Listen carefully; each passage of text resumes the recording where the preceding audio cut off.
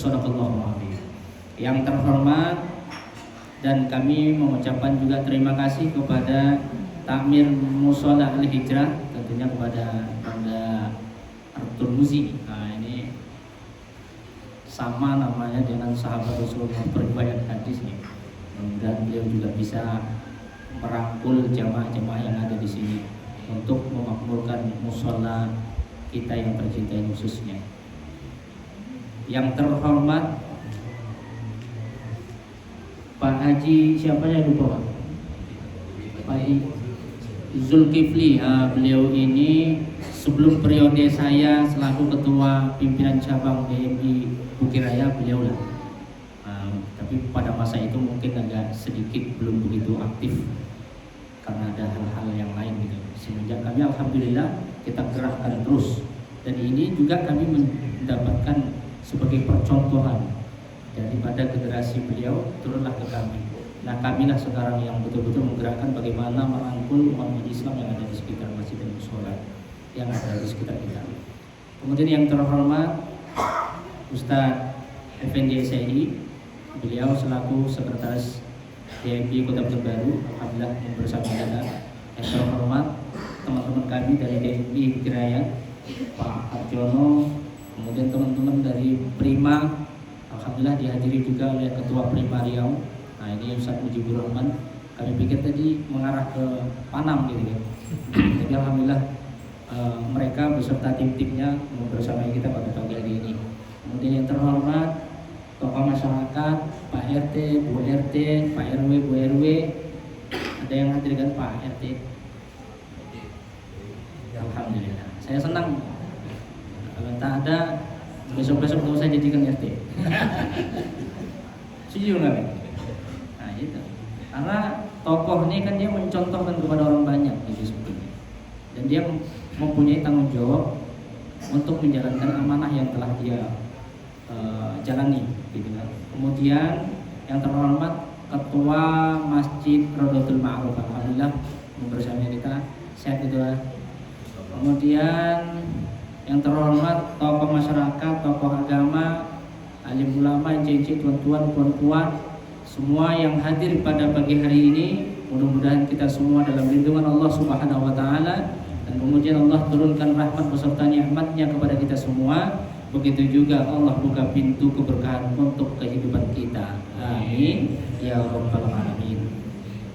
Puji syukur kita panjatkan kehadiran Allah Subhanahu wa taala yang mana kita pada pagi hari ini khususnya telah dapat hadir, ya. Allah ringankan langkah kaki kita untuk menunaikan niat baik kita untuk melaksanakan ibadah di rumah Allah ini secara berjamaah.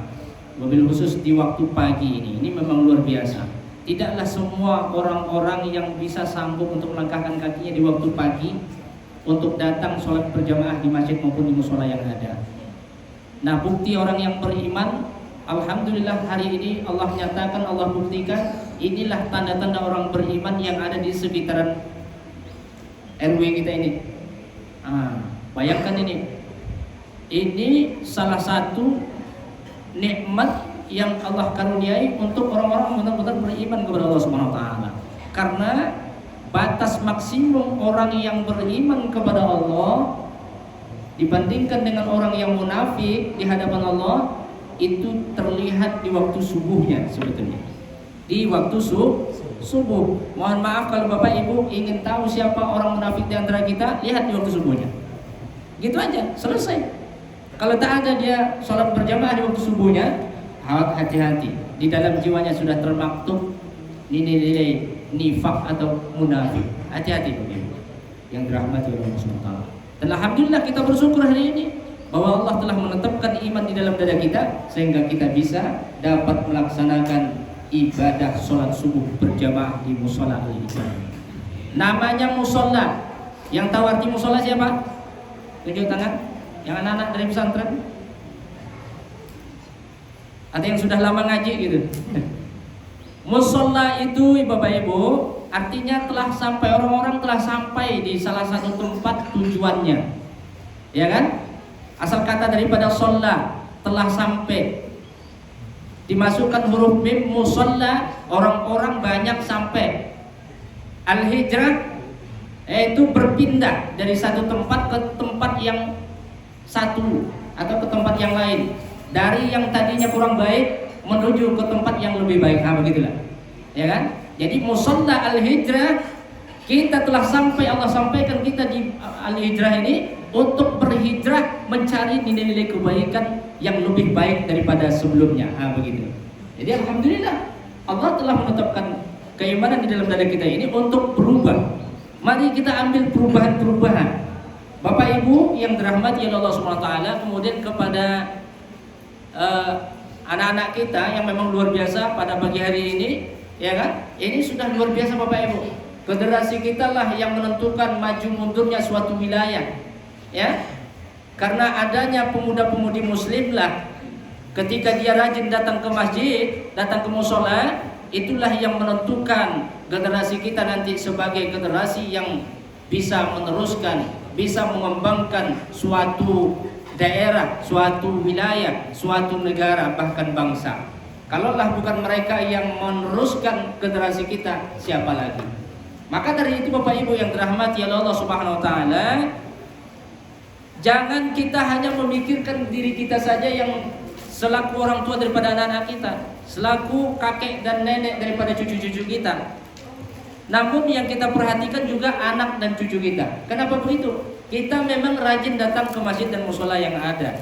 Akan tetapi anak dan cucu kita tak pernah kita perhatikan. Kita biarkan mereka tidur-tiduran di situ.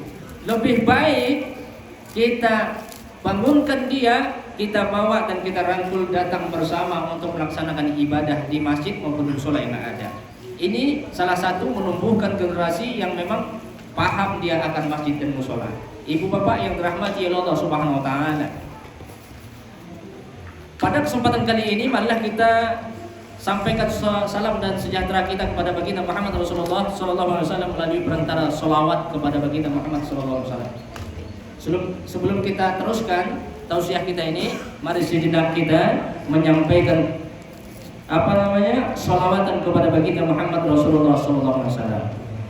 Salatullah salamullah ala Taha Rasulillah. Sama-sama.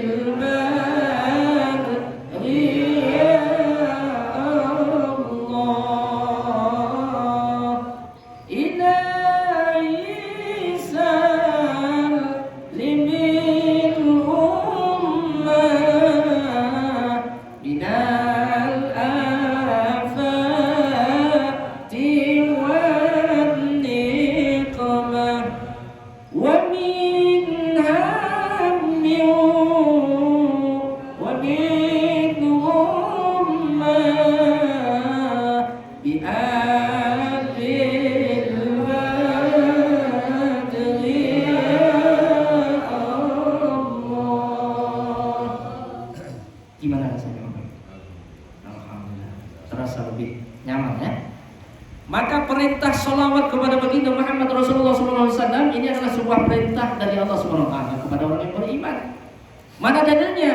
Buka Quran surah Al-Ahzab ayat 56. Kata Allah di dalam ayat ini, Innallaha wa malaikatahu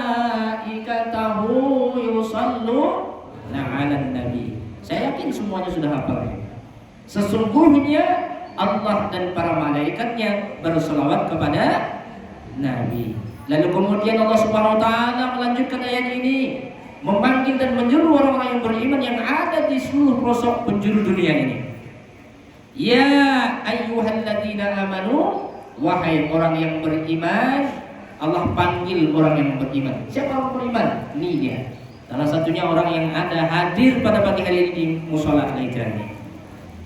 Ya, sallu alaihi, berselawatlah kalian kepadanya, Nabi Muhammad sallallahu alaihi wasallam, wasallimu taslima, sampaikan salam sejahtera kepada keluarganya, sahabatnya, dan para pengikut. Nah, ini luar biasa.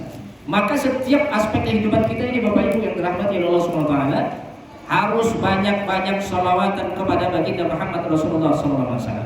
Ya, dan bahkan kata baginda Muhammad Rasulullah SAW, barang siapa yang banyak-banyak sholawatan kepadaku, maka dia akan aku anggap sebagai umatku, dan nanti ketika dia yaumil qiyamah akan aku jemput mereka, aku pimpin mereka, umatku yang berselawat kepadaku ketika masih hidupnya, untuk dimasukkan ke dalam surga bersamaku, dan dia tinggal di dalam surga bersamaku. Luar biasa. Ya, kalau mau masuk surga nanti bersama Rasulullah, banyak-banyak sholawatan. Mohon maaf tadi Ustaz Mahadi MH lupa saya bilang, ini alat teman kita juga, dan beliau tinggal di seberang RW 14 ya, RW 14 Dingin dekat rumah Ustaz Mizan, ketua pimpinan wilayah Yemiri. Nah, beliau ini menjadi bahan support kita juga yang masih muda-muda ini kan. Kalau ada orang yang lebih tua daripada kita semangat, nah jadi kami menjadi semangat. Tapi kalau ada orang tua, masa aja bawahnya, gimana yang muda bisa semangat gitu. Ini contoh-contoh kami di banyak ini luar biasa. Kemudian menurut Imam Ibnu Al-Jauziyah rahimahullah mengatakan banyak hikmah-hikmah orang yang ketika hidupnya itu bersolawat kepada baginda Muhammad Rasulullah SAW.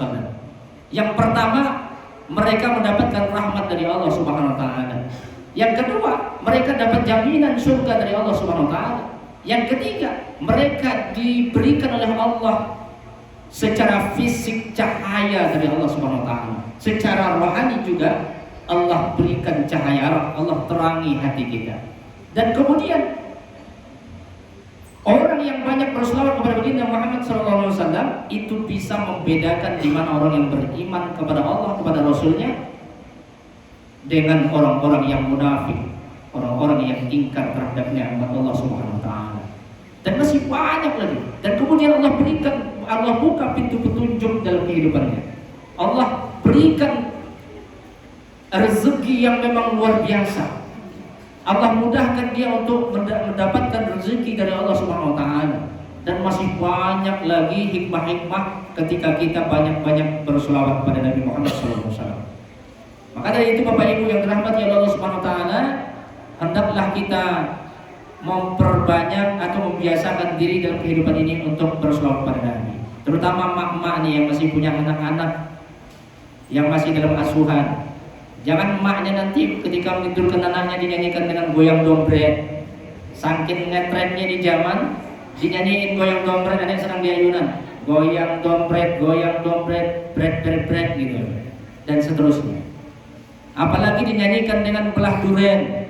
Ini nyanyi-nyanyi yang seperti ini Bapak Ibu, asal Bapak Ibu tahu, ini nyanyi-nyanyi yang tidak mendidik anak kita untuk mengerti tentang agama. Tapi justru malah secara langsung emaknya mengajarkan kepada anaknya, mendidik untuk mengarahkan ke berbau seks. Adakah cinta satu malam di dalam agama kita? Enggak ada. Maka jangan dinyanyikan kepada anak kita sedang menidurkannya pakai cinta satu malam. Cinta itu bermalam-malam, bahkan sepanjang hari dan bahkan sepanjang masa. Jadi kalau Bapak Ibu ingin cinta terhadap pasangannya, cintailah dia setiap hari dan setiap masa. Luar biasa. Ya. Jadi cinta itu tak cukup satu malam.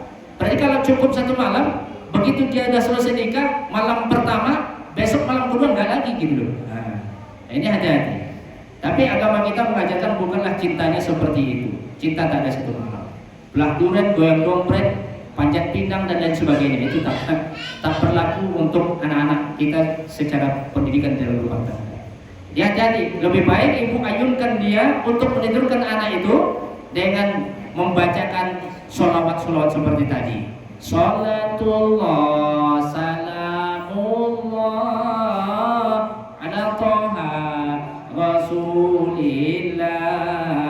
Sholatullah salamullah ala yasin. Itu lebih baik dan lebih bagus dan bermanfaat untuk anak kita. Tak paham kita sholawatan Ustaz, kalimah-kalimah thayyibah yang lainnya. La ilaha illallah, la ilaha illallah. Boleh. Tak mampu kami, tak bisa kami mengucapkan la ilaha illallah, sebutkan aja Allah, Allah, Allah, Allah, Allah, Allah, Allah. Nggak jadi masalah. Yang penting ada kalimat-kalimat thayyibah yang kita sampaikan kepada anak kita ketika mereka ditidurkan. Ya, itu lebih baik Bapak Ibu yang dirahmati Allah Subhanahu wa taala. Ibu Bapak yang dirahmati Allah Subhanahu wa taala. Saya ingin membahas, tadi sudah disampaikan oleh Pak Sekretaris TPI Kota Pekanbaru, sudah disinggung sedikit mengenai tentang kita selaku umat Islam ini mesti harus menentukan siapa pemimpin-pemimpin kita, siapa tokoh-tokoh kita. Jangan ada tokoh yang nanti hanya bisa menokoh-nokohi orang yang tak tahu apa-apa. Begitu kan? Maka dari itu Bapak Ibu yang dirahmati Allah Subhanahu wa taala, kami ingin mengajak kita semua, marilah kita lebih cerdas. Kita buka pintu hati kita untuk menentukan siapa pemimpin kita nanti. Kita harus ada perubahan Bapak Ibu yang dirahmati Allah Subhanahu wa taala. Kalau bukan kita yang merubah nasib ini, siapa lagi yang akan merubahnya? Ya. Ingat kata Allah, ya. Allah tak bakalan mau merubah nasib sesuatu kaum itu melainkan Dia yang bisa merubahnya diri sendiri. Bayangkan itu. Jadi tidak usah ditunggu orang-orang yang merubah nasib kita Bapak Ibu yang dirahmati Allah Subhanahu wa taala. Kita sendiri mulai hari ini kita pasang niat yang baik. Mungkin hari ini di otak kita ada di tempat-tempat calon-calon pemimpin yang kurang baik misalnya, tapi kita minta kepada Allah, ya Allah ya Rabb, nanti di tanggal pada hari hanya gerakan hati kami, gerakan tangan kami untuk mengarah, menentukan pemimpin kami yang baik, menentukan pemimpin kami yang amanah, yang bisa bertanggung jawab dan bisa mengayomi masyarakat khususnya di negara kita sebagai negara yang baldatun thayyibatun wa rabbun ghafur. Ibu bapak yang dirahmati Allah Subhanahu wa taala, menentukan dan memilih seorang pemimpin di dalam agama kita itu adalah sebuah kewajiban bagi umat Islam. Apalagi orang yang beriman kepada Allah, wajib hukumnya bagi kita untuk menentukan siapa penentu, siapa pemimpin-pemimpin kita nantinya. Jadi jangan sampai salah kaprah lagi. Ingat 10 tahun yang lalu kita sudah merasakan morat-marit dalam kehidupan ini Bapak Ibu. Bayangkan ketika ada pemimpin-pemimpin yang bodoh, pemimpin-pemimpin yang tidak bisa bertanggung jawab, apalagi pemimpin-pemimpin yang banyak kezaliman terhadap masyarakat. Jangan kita jadikan pemimpin-pemimpin seperti ini. Mudah-mudahan nanti Allah, harus kita yakini pada pagi hari ini, supaya kita bisa mendapatkan keberkahan, mesti harus kita pasang niat baik-baik untuk menentukan siapa pemimpin kita. Jika Bapak Ibu yang dirahmati Allah Subhanahu wa taala ingin mengetahui kriteria seorang pemimpin, minimal kita kembali kepada baginda Muhammad Rasulullah sallallahu alaihi wasallam. Di dalam jati diri Rasulullah sallallahu alaihi wasallam ada 4 sifat yang beliau miliki. Ketika 4 sifat ini dimiliki oleh seorang pemimpin Bapak Ibu, maka seorang pemimpin yang seperti inilah yang mesti harus kita dukung, yang mesti harus kita bantu untuk menjadi pengayoman di dalam kita secara bermasyarakat, secara bersosial, berpolitik dan lain sebagainya. Ya, ini sedikit pagi ini memang agak keras saya, tapi saya bukan seperti apa yang ada di pikiran Bapak Ibu. Bukan berarti kita berpolitik hari ini Tapi berpolitik di dalam Islam juga diajarkan oleh Allah Subhanahu wa taala di dalam Al-Qur'an. Nanti ada bab politik. Bahkan di IAIN UIN itu ada fakultas syariah, jurusannya jinayah siasah, mengenai tentang membahas jinayah siasah politik. Jadi tak usah Bapak Ibu memikirkan apa itu dibawa-bawa politik ke masjid, ke musala. Ini yang membodohi kita Bapak Ibu. Tengoklah orang-orang kafir di sana, ketika dia ingin sesuatu, dia datang ke rumah ibadahnya. Tapi kita justru malah minder, tak datang ke masjid gara-gara orang berpolitik. Politik di masjid, politik di musola, itu bukan politik yang praktis Bapak Ibu. Politik di masjid dan musola ini bukanlah hanya menyogok, bukan juga bagi-bagi sesuatu. Tapi politik yang hari ini kita bahas adalah untuk sebagaimana strategi kita untuk menjadi otak yang cerdas menentukan siapa pemimpin kita sebenarnya nanti. Nah, apa yang itu? Saya agak sedikit mimik wajah keras ini Bapak Ibu. Ya. Tapi sama-sama kita harus sepakat ini. Umat Islam harus bersatu. Ingat, kunci umat Islam itulah beriman kepada Allah Subhanahu wa taala. Orang yang beriman kata Allah Subhanahu wa taala, innamal mu'minu na ikhwah. Orang yang beriman itu adalah bersaudara, bersatu. Jangan sampai orang beriman berpecah belah. Jangan sampai ada kiai-kiai, jangan sampai ada ulama-ulama dibodohi oleh kebodohan-kebodohan dan kezaliman yang ada. Dikasih uang sekian lalu dibagi-bagikan sana sini. Ini hati-hati. Ini hukumnya neraka bagi mereka yang beri cokokan dan bagi mereka juga yang menerima sogokan. Dia pula pelaku sendirinya. Hati-hati. Mudah-mudahan di lingkungan kita di Al-Hijrah ini betul-betul hijrah dari yang tidak baik kemarin menjadi lebih baik untuk kedepannya, terutama perubahan kita nanti di 2024 ini sampai 5 tahun ke depan dan bahkan sampai selagi kita ada di lingkungan ini. Setuju nggak Bapak Ibu? Biasanya saya membahas masalah subuh ini tentang hikmah-hikmah subuh, tapi karena ini waktu kita sudah semakin dekat, masih ada nanti orang-orang yang tidak bertanggung jawab datang, terutama sasarannya ibu-ibu. Ibu takliman yang kemarin-kemarin dia tak pernah nampak wajahnya di masjid, hari ini dia datang ke masjid, besok dia datang ke musola dengan mengiming-imingkan, Bu, ini ada uang 50.000. Oh, udah selesai Bu.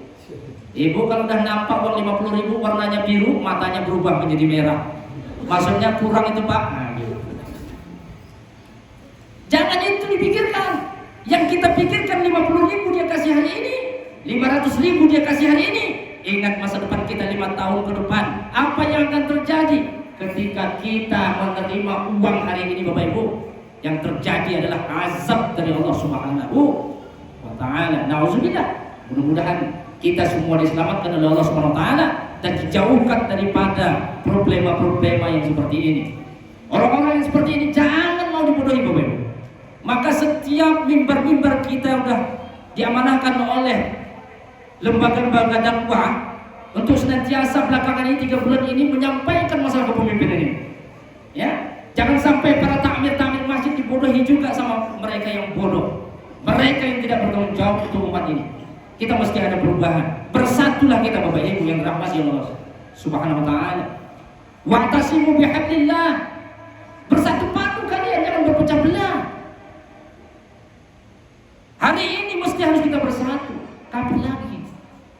Kalau bukan kita hari ini menentukan bersatu dan persatuan kita, nanti ingat apa yang terjadi. Udahlah, tidak usah pikir-pikirkan hal-hal yang tidak baik itu, terutama pemimpin-pemimpin yang zalim. Ya, Ibu Bapak yang dirahmati Allah Subhanahu wa taala, kriteria cara kita menentukan siapa pemimpin kita yang baik. Pertama, dia mempunyai sifat as-siddiq. As-siddiq itu ada di dalam jati diri Rasulullah SAW. Siddiq itu adalah kebenaran yang dia bawa, bukan umpatan, bukan kezaliman, bukan juga sogokan, bukan juga uang. Kalau hanya uang dan uang, hancur negara kita. Jangankan negara, rumah tangga pun hancur. Yang tadinya punya pekerjaan, besok sudah di PHK. Ya kan? Yang hari ini punya usaha ternyata sudah berkurang. Yang tadinya miskin makin miskin. Inilah saatnya kita bersama-sama bersatu padu selaku orang yang beriman kepada Allah Subhanahu wa taala untuk menentukan siapa pemimpin kita. Kalau mereka calon pemimpin ini baik itu mulai dari RT, dari bawah kita gaji, dari pimpinan rumah tangga suami, dari ketua RT, RW, kepala dusun, kepala desa, lurah, camat, wali kota, gubernur, apalagi presiden. Yang jelas presiden kita 3 paslon ini. Yang pasti dipastikan yang kalah itu 2 pasangan. Yang menang cuma 1. Kenapa? Yang menang ini yang harus kita perhatikan Bapak Ibu.